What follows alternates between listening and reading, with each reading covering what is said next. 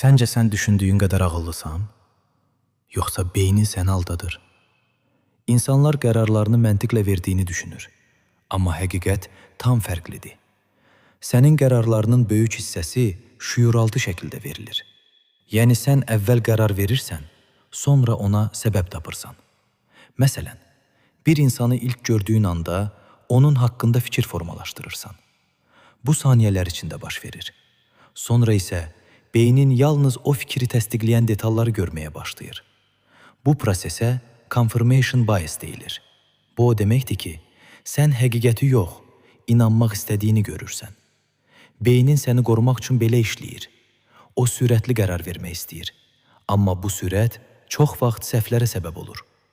Sən fərq etmədən insanları yanlış qiymətləndirirsən, səhv qərarlar verirsən və sonra bunu normal hesab edirsən. Sosial media isə bunu daha da gücləndirir. Sənə yalnız sənin fikrinə uyğun kontent göstərilir. Bu isə sənin dünya görüşünü daraldır. Sən elə bilirsən ki, hamı sənin kimi düşünür. Amma bu sadəcə sənə göstərilən bir balondur. Bu balonun içində yaşadıqca reallıqdan uzaqlaşırsan. Ən təhlükəli tərəfi isə budur. Sən bunu hiss etmirsən. Bəs bundan necə çıxmaq olar? İlk addım şübhə etməkdir. Öz fikirlərinə belə. Hər gördüyünə inanma. Fərqli baxışları araşdır. Özünü narahat edən həqiqətləri qəbul etməyə hazır ol. Çünki inkişaf rahatlıqdan yox, narahatlıqdan gəlir.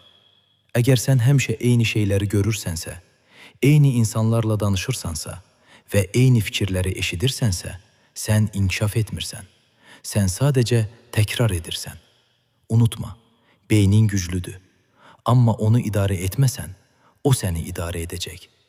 Və bəlkə də həyatında baş verən bir çox şeyin səbəbi sən yox, sənin idarə olunmayan düşüncələrindir.